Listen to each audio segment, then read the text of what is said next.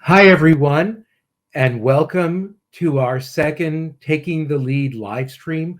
We're so appreciative of the fact that you're here, and seeing that little video segment reminds me that even though we have conversations with respected leaders about leadership and leadership challenges, we can laugh while doing so. We can enjoy that. So I hope you're going to have an enjoyable time with us tonight. I'm going to start by introducing our moderator, Deirdre Breakenridge.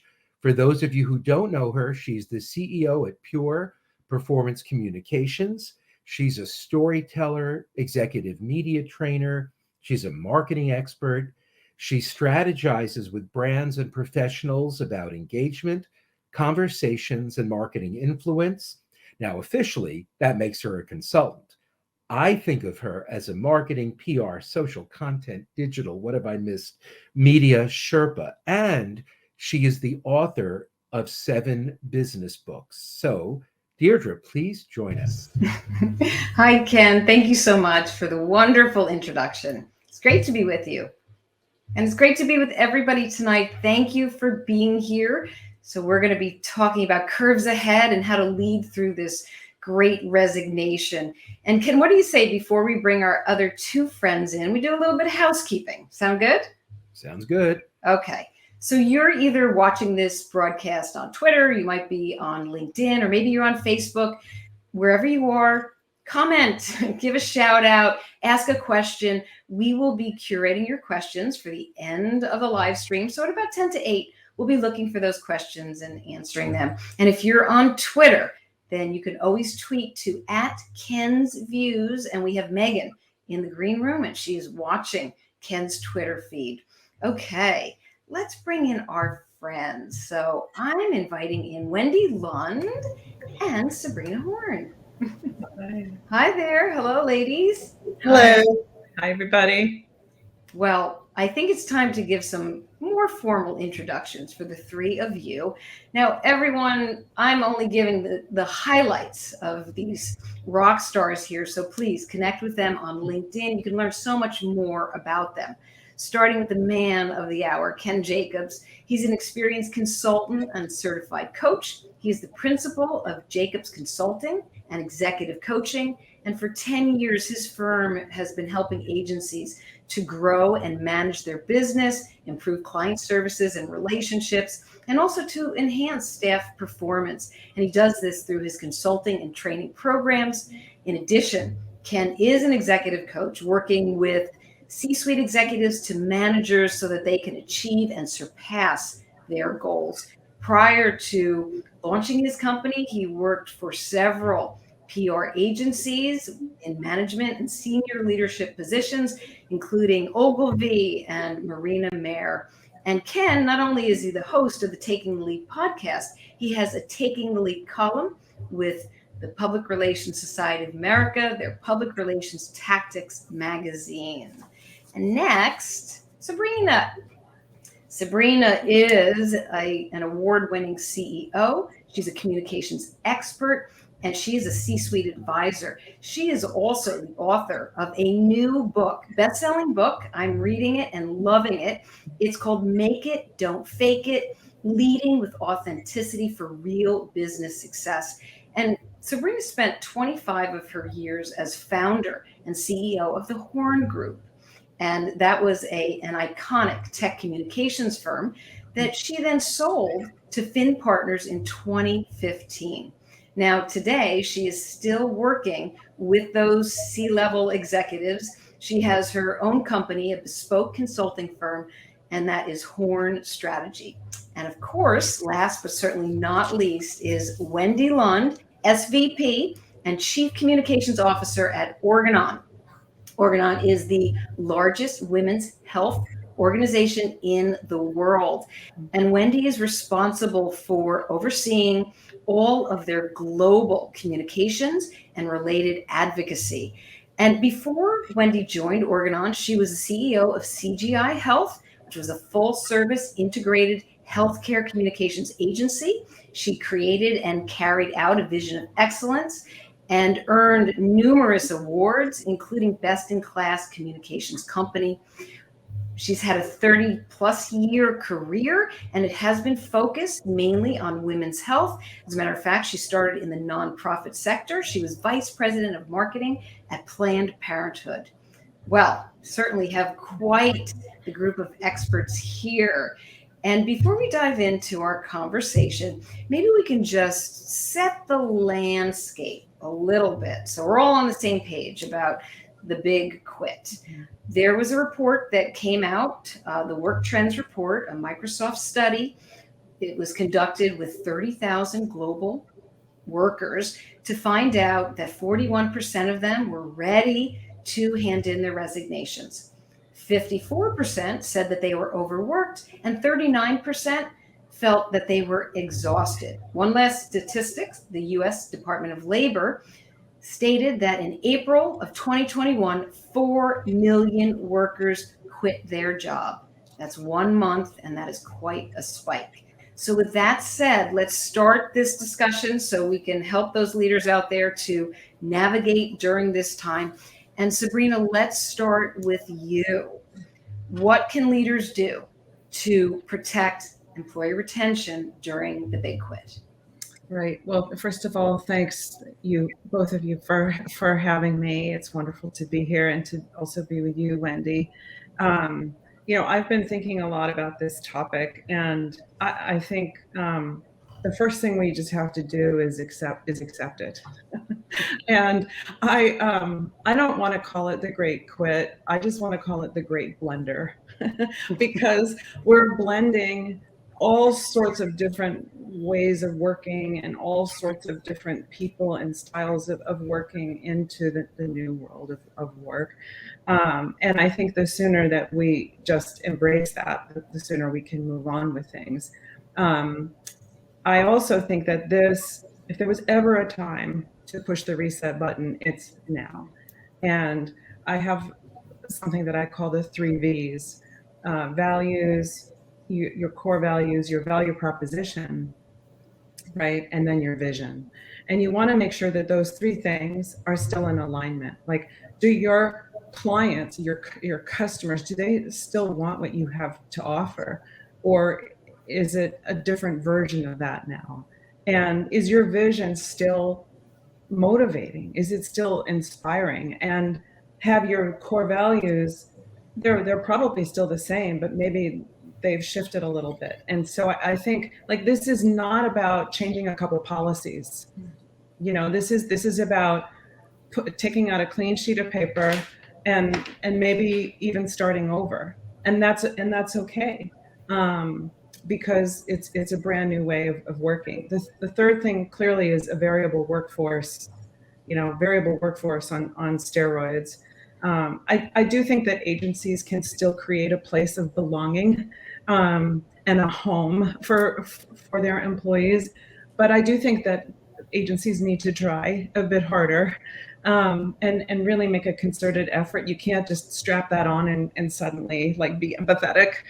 It has to really be authentic and visceral. And then I think the last thing on that note is the word empathy has been used so much. I think it's just really listening, and it's listening to understand, not to respond. And then that is the essence of empathy. And at a minimum, to provide a place for all those people who might want to come back someday, right? That you leave a lasting impression of belonging, of potential belonging with them. Well said, Sabrina. And just on the note of empathy, even before the big quit or the big blend, in 2019, Pew Research stated that about 80% of millennials were willing to leave their firms to go to an organization that was more empathetic. Mm-hmm. And that was before all of this happened. So maybe, Wendy, you can jump in here. What do you think about the employee retention? Yeah, so just having left GCI, back in January, GCI Health, we had just hit large agency status. So I, completely hearing what Sabrina says, and building on that a little bit, and just joining Organon in January, where I have a very fierce, but a smaller team that has just gone through, these years of COVID as well.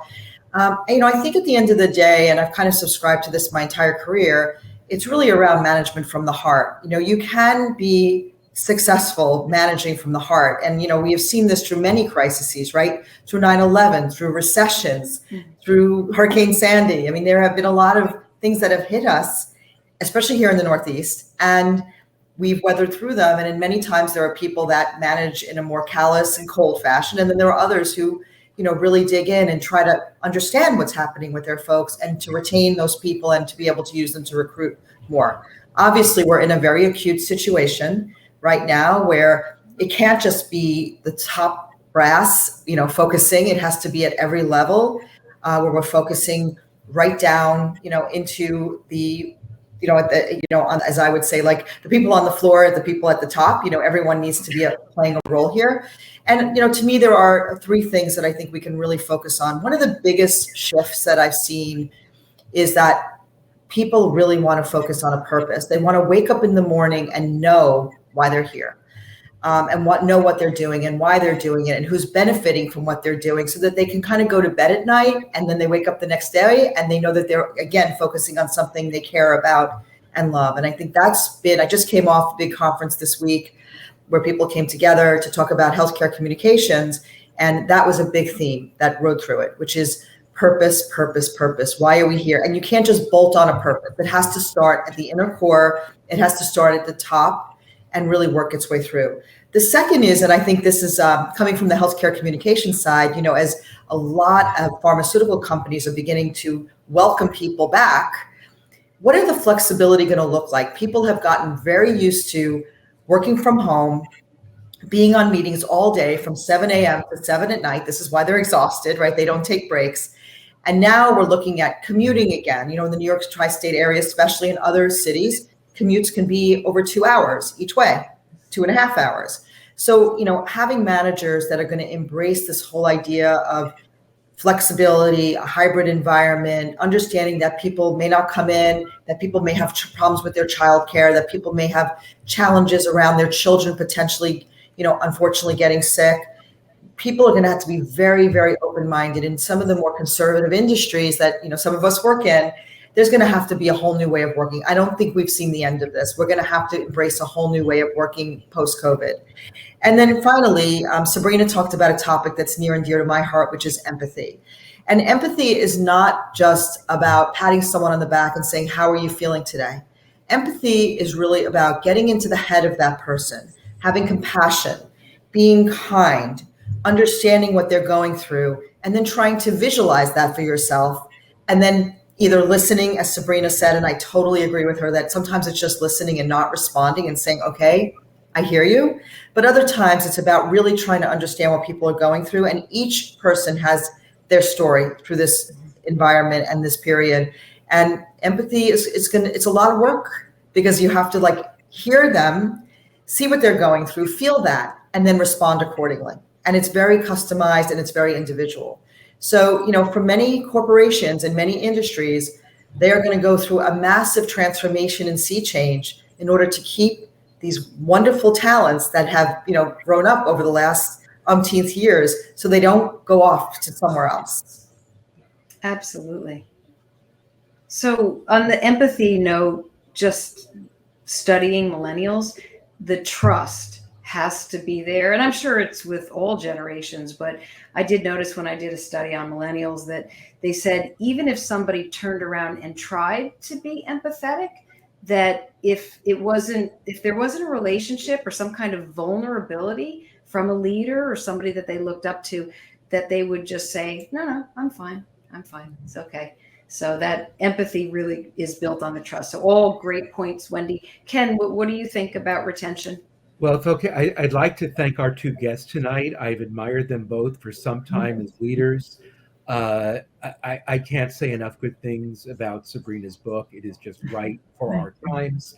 I've known Wendy for some time. You mentioned the column Taking the Lead in PRSA Strategies and Tactics. We interviewed Wendy for that, and I was so delighted when they both quickly said they'd join us. So thank you both. I just feel the need to stay. It's a pleasure, Ken. Thank you. Absolutely. So, I think the pandemic and its aftermath, and we really can't underestimate that they're shifting the relationships employees have had with work.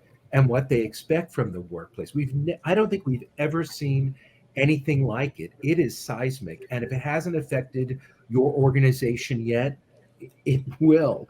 It's driven both by the pandemic and generational values. And, unlike previous times when the talent sellers held the cards, and this has happened before, this is not something you can throw money about or an extra foosball table or happy hours. It is about, Right. culture and shared values, shared purpose, and employee well-being. And to reinforce, if I may, some of the things Wendy and Sabrina said, it is about active listening, it is about emotional intelligence, and it is about empathy. We all, as leaders, need to strive to really understand the viewpoints of our followers, of our workforce. And, we're seeing a lot of leaders saying we want to get everybody back to the office 4+ days a week. We're also seeing the employees saying, no, 2 or 3 is what we want, maybe. And you've got to understand their point of view. You may not agree with it, but you need to understand it. And you need to understand the gap between a leader wanting everyone back 4+ days a week and your team wanting to come back 2 to 3 days a week. Can I do one last quick thought? Absolutely. So, we often learn a lot in exit interviews, but of course, if it's an exit interview, it's too late, right? So consider doing a series of preemptive stay interviews to better understand what your people want and need to be engaged in their work and loyal to your organization. So, asking what would keep them is far preferable than asking why they're leaving. No, that is a great point. And Ken, on your note of emotional intelligence, it's so important that as a part of the leader listening and seeing how things play out, that they always, at the end of the day, that they're self-reflective, because that will help so much in really letting people know that you're hearing and then you're doing something with it, and whether you did a good job or a bad job, and you can do better. And I also want to note that Faye Shapiro, thank you, Faye. She called us a brilliant group. We appreciate that. And she's thanking us for our insight on an extremely critical topic. So thank you. Can I add something on Sure. this topic of empathy? And, but the key is, like, you can't, and I know it's like the title of my book, but you can't fake empathy. You can't like whip it up and like, oh, we all have to be empathetic now. We all just have to listen to everybody. Like, if you're not that kind of person and you don't have that skill, then you need to put other people in charge who really do feel that way, and have champions within your organization, managers, team leads, who can play that role. And that is not something that's comfortable for everyone, right? And it's something that requires a bit of humility as well, which is, an important, I think, a superpower that's been underrated in leadership, to be a little vulnerable yourself and to share yourself how you're feeling, right? And the thing is, though, that again, it has to be authentic, and you have to be consistent about it. It can't just be like, well, I'm going to be empathetic today, and and then like be a battle axe next week. Like, you have to be consistent. I remember when I took sorry.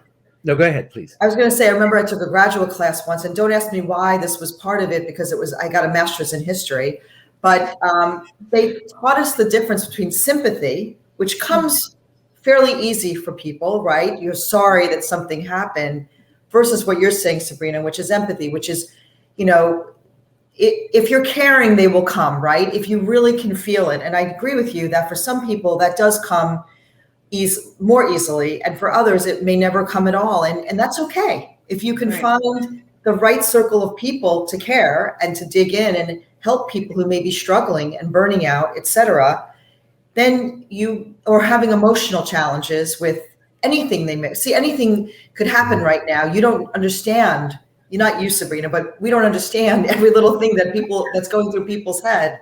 When we're trying to deal with empathy. There's loneliness. There's all kinds of things that are happening, mental health issues that are very difficult for certain people to kind of get in that head. And people also having the time when you're looking after a business that, you know, maybe going gangbusters or down the hole because of the situation we're in, finding the time to be able to take care of all your people is very, very challenging for the manager too, because they're burning out as the whole thing keeps going.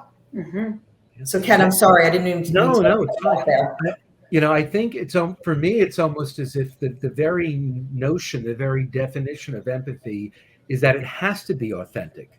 I don't think there can be fake empathy, right? I mean, true empathy is a desire to understand what others are going through, what others are experiencing, and that's where the emotional intelligence comes in. You can't fake it. Don't try.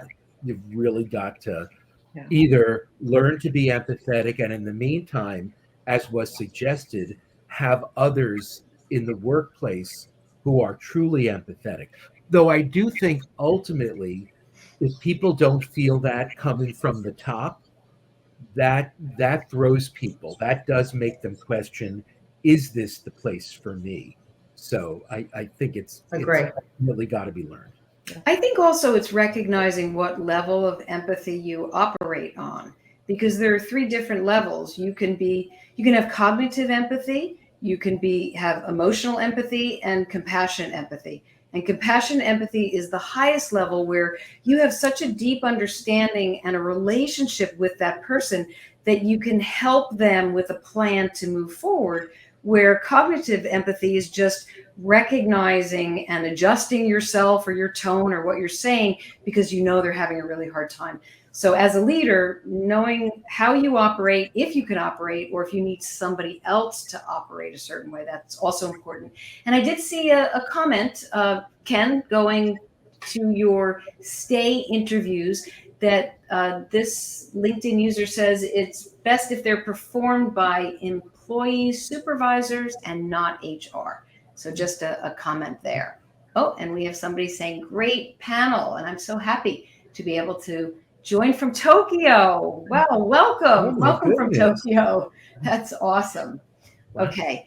Well, we were talking, Ken, you mentioned Sabrina's book. I mentioned Sabrina's book. We just talked about not faking empathy. So Sabrina, of course, I'm going to ask you this question because it's all about making it, not faking it.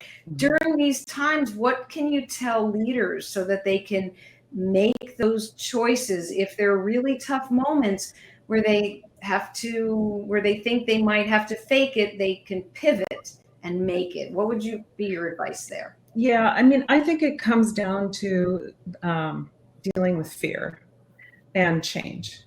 And we, as communicators, are change agents. It's our job to make change okay for people, but we have to manage it for ourselves as well and lead everyone else through it. And that can be daunting. It can be overwhelming. It's exhausting. It was exhausting just listening to all those stats that you rattled off at the beginning of this, yes. And, so we're living through like an extended period of fear, uncertainty, and doubt. And that is what can cause a person to fake it, to just shove it under the rug or say something out of frustration or make something up and not be authentic or not lead with integrity. And the way that that I think you just have to face that. You have to look the ugly truth in the face and disarm the fear and organize the risk. Acquire a bias for information. That little extra 5% of a nugget could help you just get to tomorrow. And honestly, you don't have to have all the answers either. You don't have to have it all planned out. A great strategy can unfold in real time, right? As you're learning more and more and more. But I think the other thing is knowing that you can ask others for help and making sure that everybody who's listening to this should have a stable of mentors and advisors and people they can talk to get a reality check or just to get the shot in the arm that they need to kind of move forward and find that path. And then I think the last 2 things would be what I call change planning. I'm kind of tired of the word crisis planning. So it's just change planning, right? It's contingency planning on steroids, that you have all these arrows in your quiver for what might happen when you need it. And then lastly, I would say self-care. You have to take care of yourself. And during the recession, I think I was in crisis mode for 2 years. And talk about burnout. I mean, I was walking around with cement shoes, and you have to combat that anxiety and that loneliness that can come from being the only person who's supposed to help you get to the other side of this. Excellent. And Wendy, do you want to maybe perhaps share either fear or chime in on change planning? Any thoughts there? I mean, I totally agree that it's no longer crisis planning. It's all about change forward. Everything we're dealing with is around change. Looking at communications, none of us, we talked about this yesterday as a group at our conference, none of us came into this with a resume around back to office communications or vaccine mandate communications or, all of these pandemic related ways that we have to communicate, and now have a very significant seat at the table to talk about. And I think the beauty in all that is that, from a communications perspective, we are able to really shape those messages and help our leaders kind of understand how our employees feel and what they're going to react to and what's going to fall like a lead weight right on their proverbial desks. And I think what we need to and I'm looking at the chat, and there's this question, which is a great question around this disconnect between leaders saying they want to be empathetic, yet there's kind of this forced feeling that people need to come back in the office.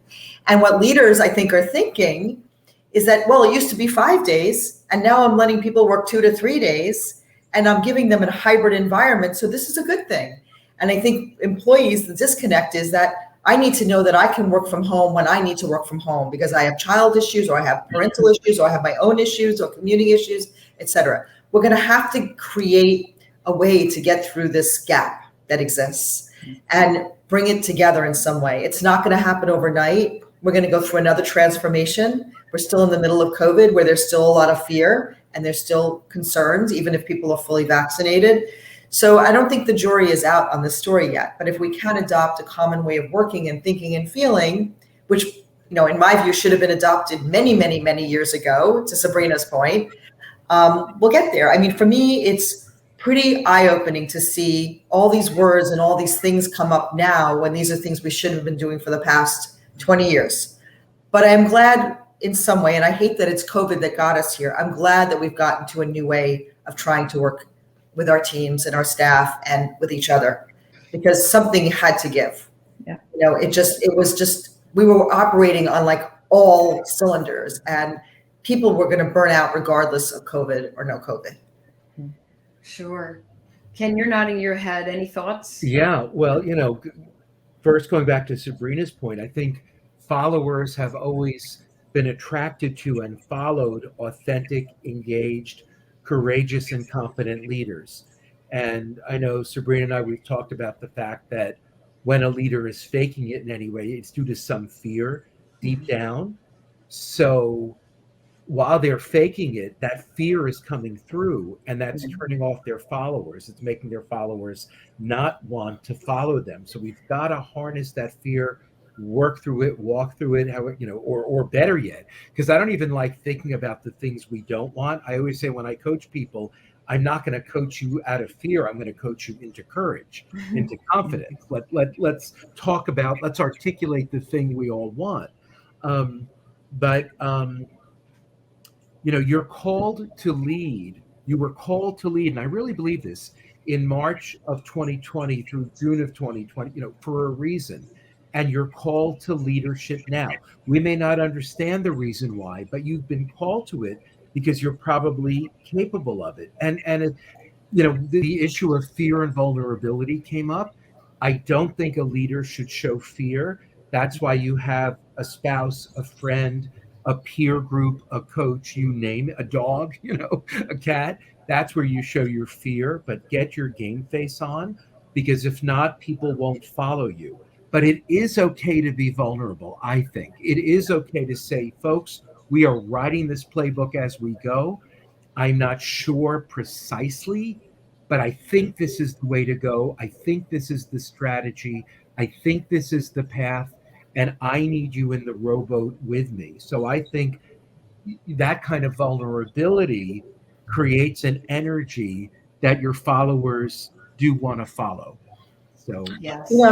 Ken, just coming off of being a CEO of an agency, I want to agree with you and want to offer just some thoughts on that, because, when you're a leader you're always trying not to show fear. You're always trying to lead regardless of what's happening in your life. And then these tough times hit and you're like, okay, well, you're lonely at the top, right? Is the famous saying. Well, if you're lonely at the top in normal days, imagine how you feel in crisis days, right? But I think there's an opportunity for leaders of large institutions to figure out how to pair other leaders with leaders, so at least they have people to talk to and to share. And it doesn't have to just be a business discussion. It could be around talking about anxiety that you feel about, working and helping to lead, especially at an agency, over 400 millennials, right? Who, have a definitive point of view in how they work and how they feel. And then on a whole other generation coming up behind them. So I do think there are opportunities to bring people together at that level so that they aren't so lonely and they do have advice of peers and they can emote and kind of show a little vulnerability and help push each other to be more vulnerable with find the right way to share that vulnerability. Because you want to be very mindful of how you share that in terms of helping people versus looking at it as like, look at me, because you want to focus on your people. Yeah. Right. So Wendy, while we're with you, here's a question, because you were mentioning being mindful, of course, and you never know. Before you had said you don't know what somebody is going through and why we need to be empathetic.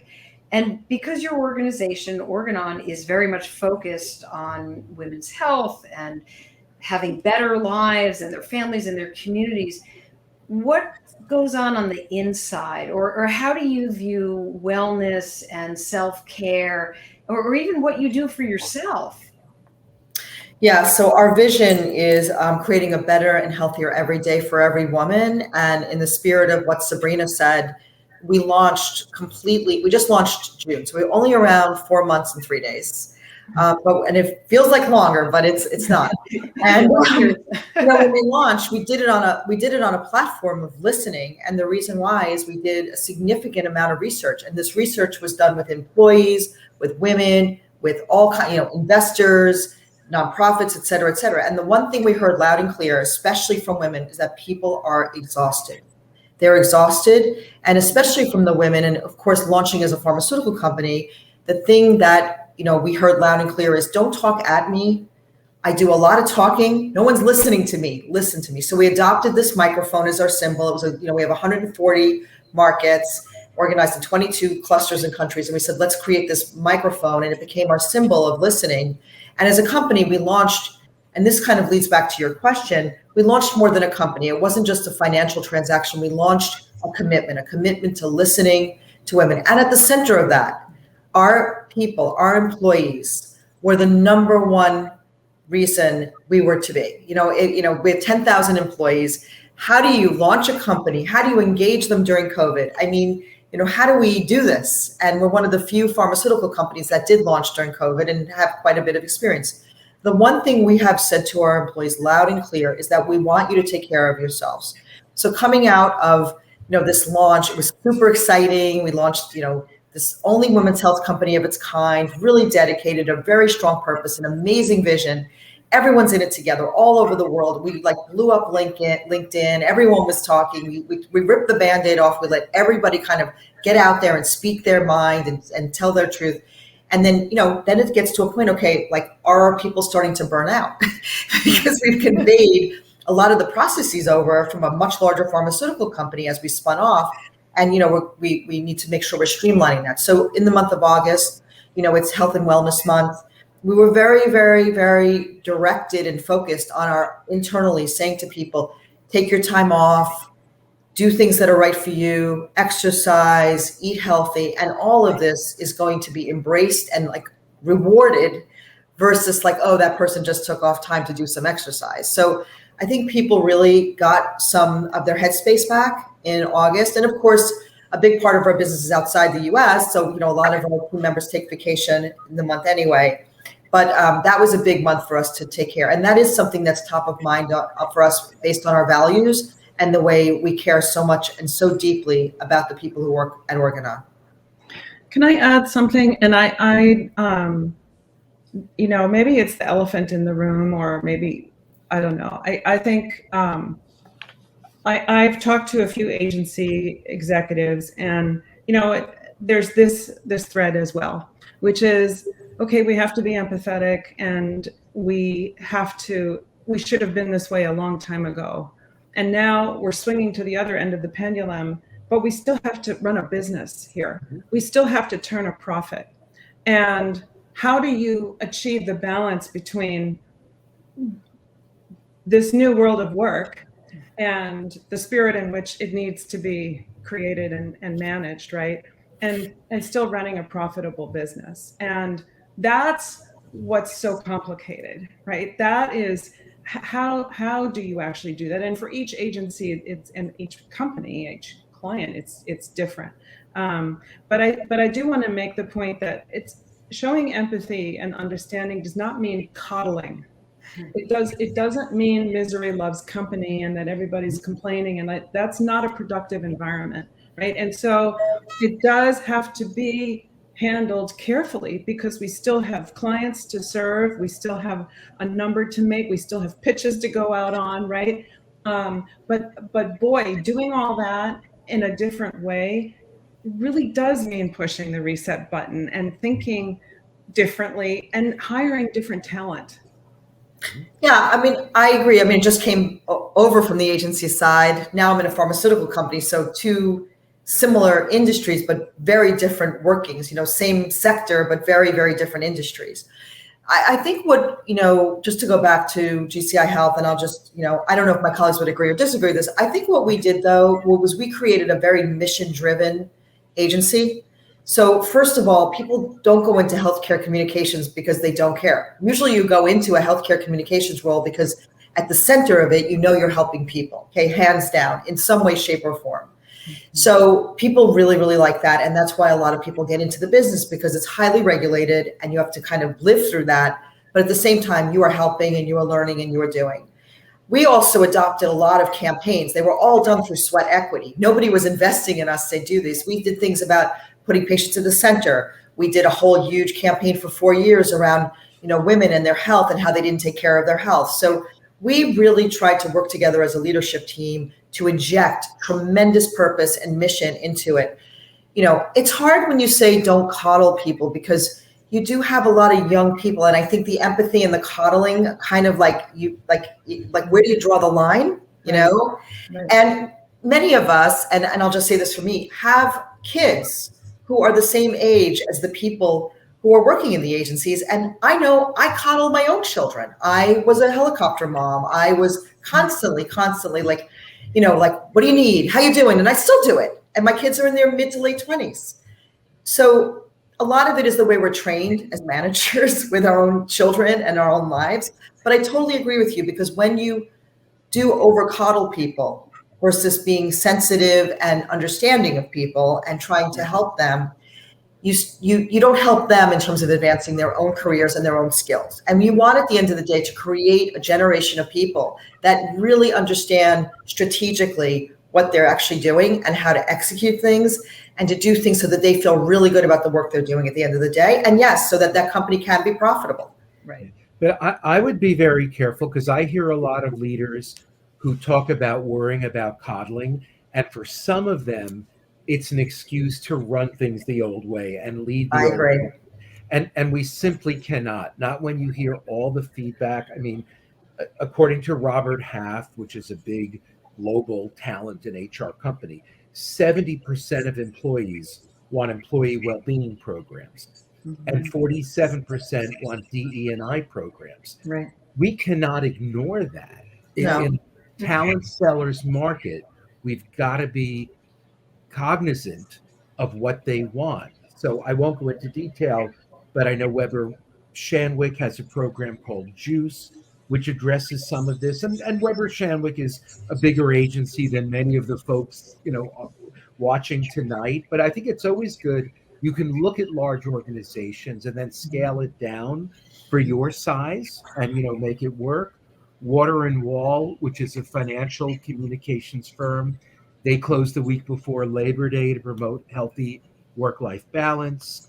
They close early on Fridays. They offer 2 personal mental health days a month. So, these are things that in today's world are the middle between coddling and taking care of them. Because I think if teams don't perceive that you care about their well-being and your competitors are calling them saying, here's our well-being programs, mental, emotional, financial, whatever, that's very alluring. That's very, very compelling. So I think, leadership has never been easy. So I want to honor Sabrina's point, figuring out how you make your numbers, your top and bottom line numbers while doing this. You need to have to figure it out.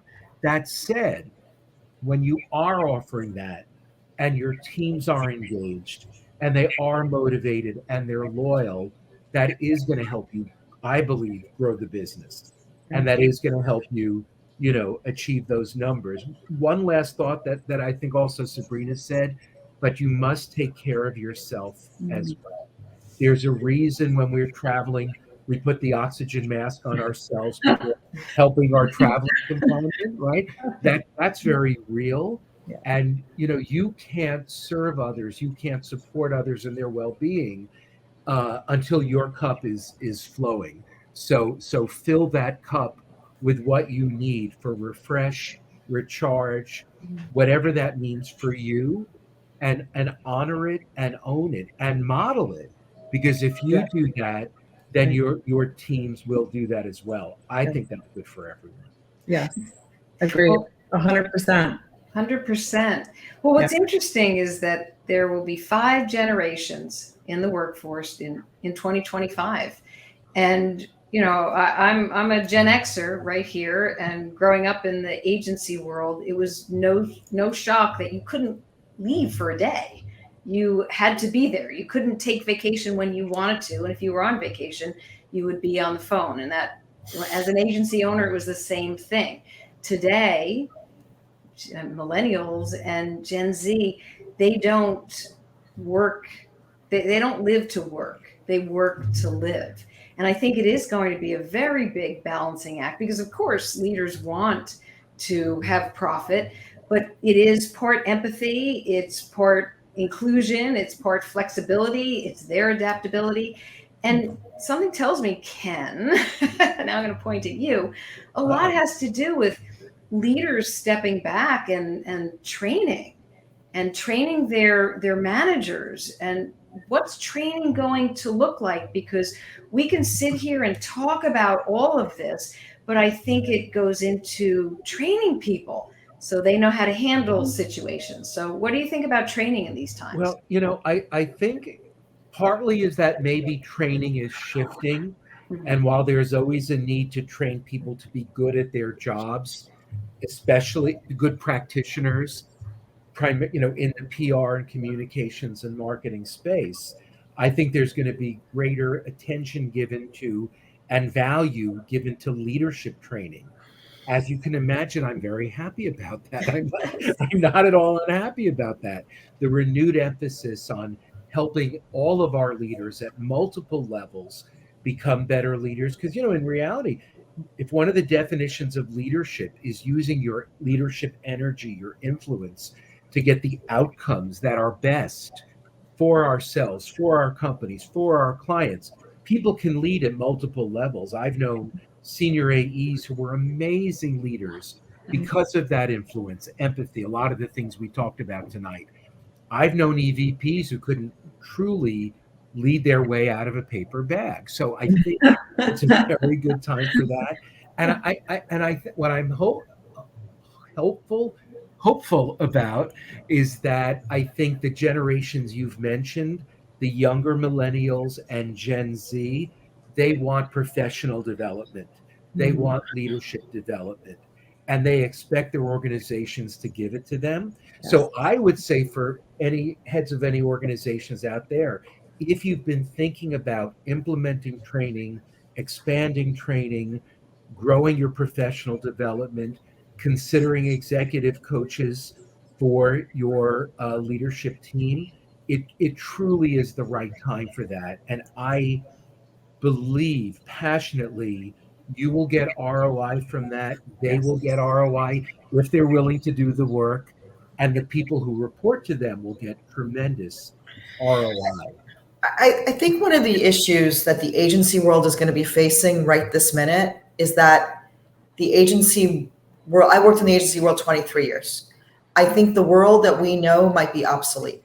Mm-hmm. That in general, that people in agencies are treated like widgets, and every hour is worth money. And let's face it, people today are now being recognized as human beings. So when you treat people like widgets, they feel it. You didn't bill your 8 hours. You didn't do this. And so that's always going to, if that's the way an agency is run, which it is, most agencies are run, I would prefer now being on the client side rather than being charged by the hour. I need team members, right? I need to bulk up my team. So I would rather basically buy the time, or not the time, the skills of 3 people versus pay 24 hours. And it's a sea change from the way, because when you feel like you're a widget, you actually are a widget. Right. And that is very disarming, I think, especially for younger people who don't, like, I see it that way because I grew up in a whole different environment for myself. But younger people don't see themselves that way. And I think we're going to have like a major reset on the agency side to be able to serve the real needs of clients who are looking for strategic partners, tactical partners, partners just to talk to at night and say, hey, or during the day, hey, my child's crying. And the other one says, yeah, my child's down to bed. So things are going to have to change pretty drastically so that everybody's kind of happy with where they are. It's just my humble opinion, but having been now in all these different areas, you can see where the opportunity could be to really make a big difference. I 1,000% agree. And I mean, no, everybody wants to feel important. And as leaders, we owe that to our employees. And our product, we're in a service business. Our product is our people. It should begin and end with them. I think that, it's easy to say all these things. It's much more difficult to right the ship, right? And to think differently in that way. And that's why I said, like, you need to get out a whole new sheet of paper and kind of start over. And and you know what? Maybe that means a couple points, less on your profit margin, and that's okay because it's going to take a while to figure this all out. But I do believe that it is eminently possible. I do believe that it is particularly difficult for small and boutique agencies who don't have the resources to offer some of these sorts of programs and benefits, right? But I do think that they have also an advantage in that they're smaller and more agile and can try this sort of new way of thinking more easily and institute new ways of new processes than bigger agencies, which is takes a longer time to turn the ship to the right. So anyway, I completely agree with you. Like the way that we did it is, it's over, guys. Like it's a new day, and you got, turn and face the change. Nothing. Well, I also think the same. To your point, smaller agencies can create a lot more collegiality. You can start to create a little, no one's watching, right? You can create a little bit more fun. You get to pick and choose your clients. Right. Like you don't have to pitch everything. You can pitch, you don't even have to pitch anything at all. And you can say, yes, we'd love to work with you. No, we don't have the bandwidth. So it actually, if you play it out the right way and you don't look at it just as a money game and you look at it as how do you build something, it can be a lot of opportunity for the smaller mid-sized agencies because you're not caught up in bureaucracy yet. You're still growing. Yep. And I think this goes to something, many of us are friends with and respect Patrice Tanaka of Joyful Planet. This is a time when organizations are figuring out their purpose.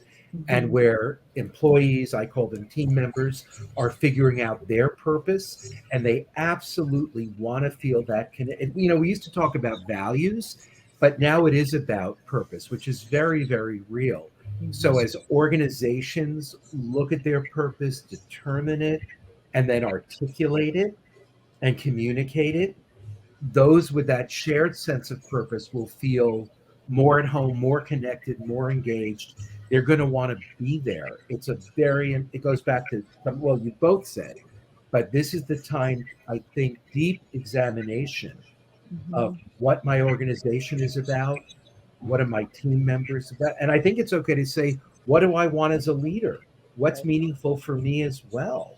You know, speaking of authenticity. So, you know, I think I'm a glass half full kind of guy. And even with all the disruption and everything else, I believe that if organizations and leaders and people are figuring out their purpose, that is a good thing.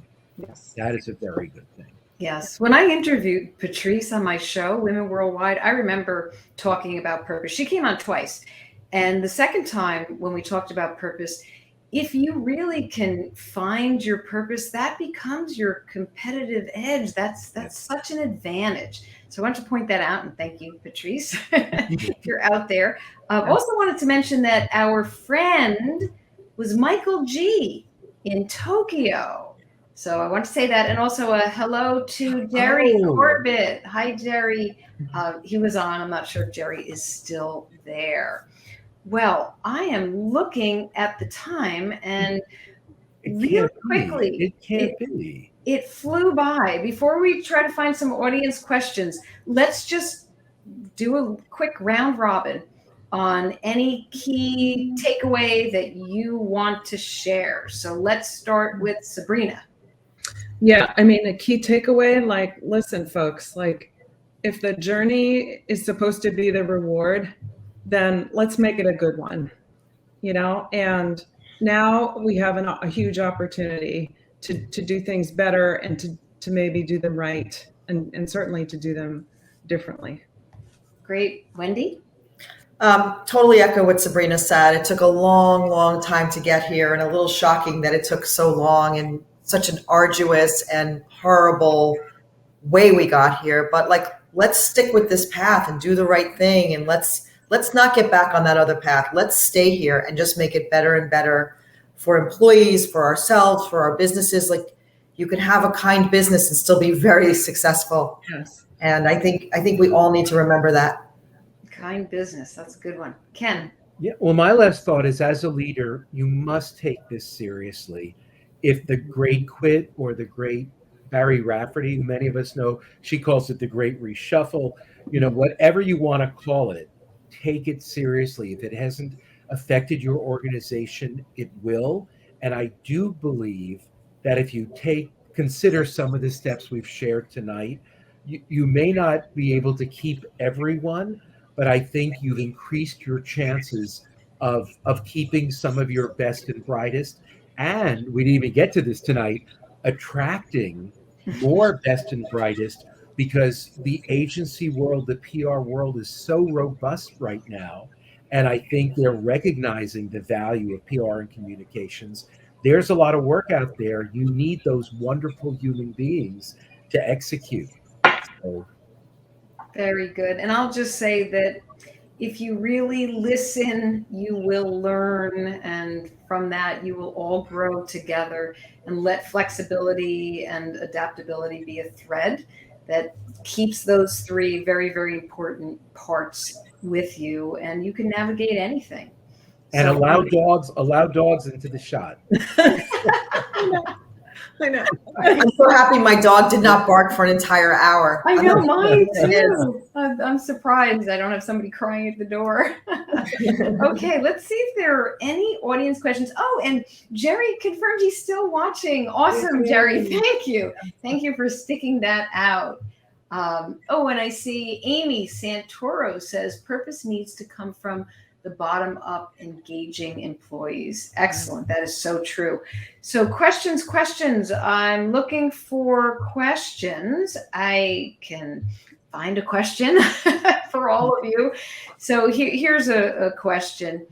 On the note of the amount of communication that we do and keeping everybody so that they feel included and in the know, how much transparency is too much transparency?